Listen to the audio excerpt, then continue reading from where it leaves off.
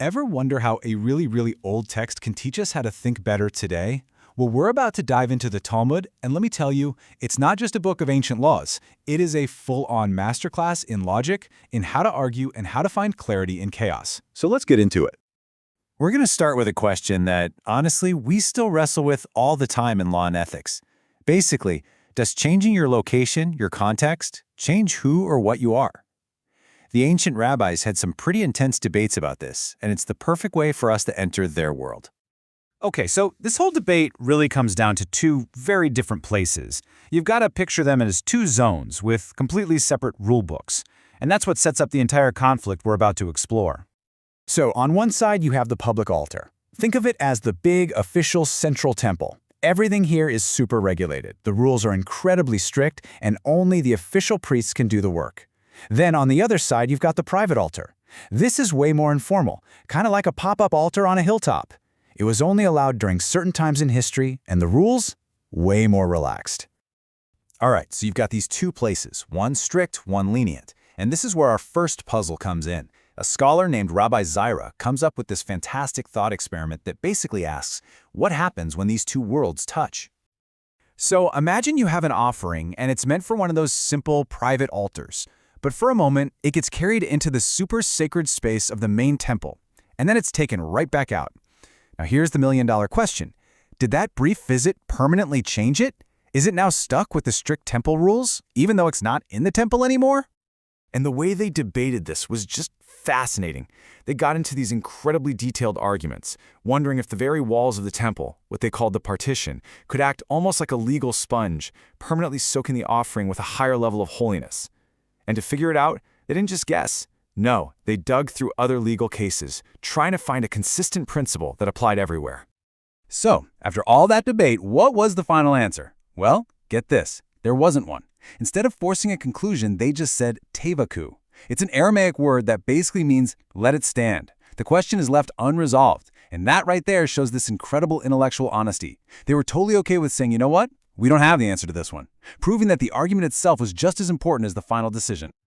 Okay, so the first puzzle was a draw, but this next one shows us how the rabbis tackled a totally different kind of problem. What do you do when your most important source material seems to say two different things? This is all about interpreting historical texts.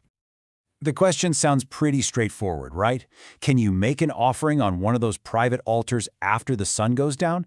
The issue was that their main source on this, a story about King Saul from the Bible, was, well, it was a little confusing. It seemed to give two different answers. See, in one verse, King Saul tells his men to roll a great stone to him to use as an altar, and he specifically says to bring their animals this day. That pretty strongly suggests that whatever they were doing had to happen during the daytime. But then, literally the very next verse says that the people brought their animals that night and slaughtered them there. So, which is it? Is it day or is it night? It's a classic contradiction, and they had to figure it out. The rabbis came up with two really clever solutions. Interpretation A says maybe they were talking about two different things. The daytime rule was for holy, sacred offerings, but the stuff happening at night was just people preparing regular food for themselves. Or interpretation B, maybe they were talking about two different places. The daytime-only rule was for a more formal public-type altar, but for a simple private one, nighttime was totally fine. Either way, through careful interpretation, the conflict just dissolves. Okay, this leads us right into our third and final puzzle, which really shows off another tool in their logical toolkit, the power of getting your definitions exactly right. It really hammers home how much these rabbis cared about precision. So here's the question. It's about a very specific procedure. At the main temple, certain offerings had to be skinned and cut up in a very particular way. So, was that a rule for all offerings everywhere, or was that just another one of those strict temple-only things?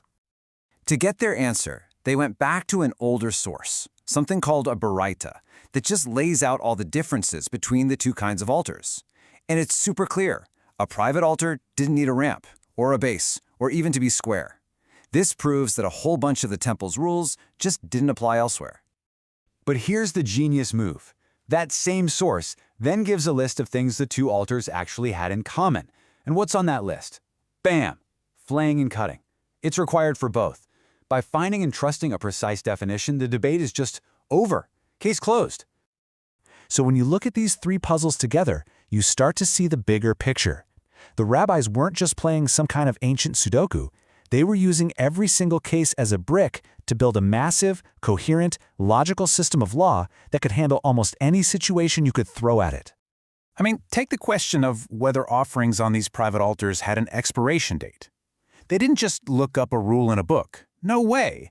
They built the argument from scratch, using this whole toolkit of reasoning that they had developed.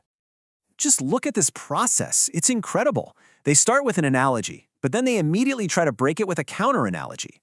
Then they use this cool thing called an a fortiori inference, which is just a fancy way of saying, well, if this strict rule applies in an easy situation, then it definitely has to apply in this harder one. But even then, they don't stop. They try to refute their own argument. They stress test every single step before, finally, they land on a verse from the Torah that seals the deal. And that really brings us to the most important thing to get about the Talmud. It's not a static rulebook.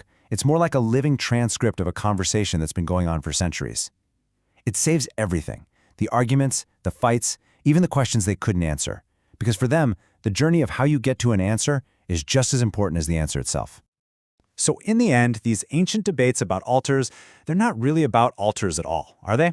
They leave us with this huge question that's just as relevant for us today as it was for them 2,000 years ago. When should a rule apply to everyone, no matter what? And when should we pay attention to the context? The Talmud doesn't just hand us the answer, but it gives us a really powerful way to think about the question.